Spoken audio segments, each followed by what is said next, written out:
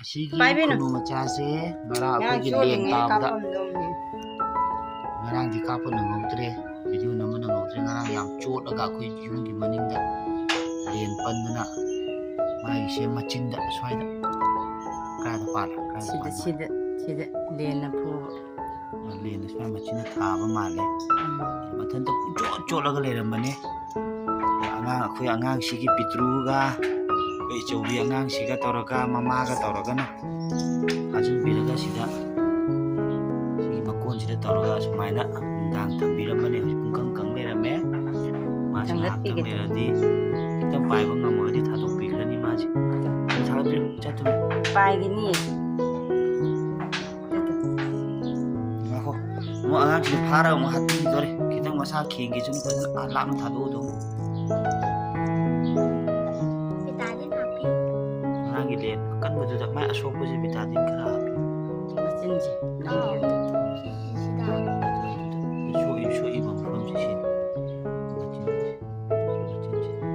macin di pucho cholo chat pa ngam lenga sini masaya am keng laura ahan lena hu kiba uchek macha juni akoi lam khunu macha juni ngasi ga numit nini uni sujale masa khara keng laure ji Macam cakap kun bahitri cian cian thami, lagi mu ising cutak bahitri, ising pitang napa, kita tu bina, ising pitang napa kena honari, cian ka kamai pijau nusi bau, masa si karat cian cakap bahira ba matam da, masa ni ising katak pengam ba matam da, thadu pisin tauri, masa di yam king laure.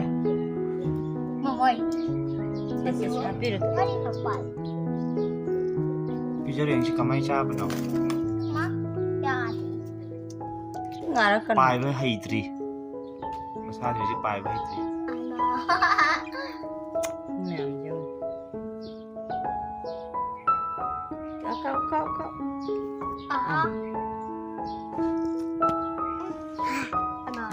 Kita kena terima pun doa apa cuma yor pen. Kita jatuh ibu sayang baik. Amam tu pijak, mai pijak tu ba. As. Amam ni kau mai hingde ba sini. Jangan. Jika nama sisa pijak raga ising kapsali, kau tu ya. Amam. Hingan na bahona pada ware khusyuk, ma hingan na bahona pada. Mai tu raga amam pijak raga. Singkara injection tara kapsan ragari masana khunba iti yam piliba machane Khun oi lai pilib khunu machane ajuna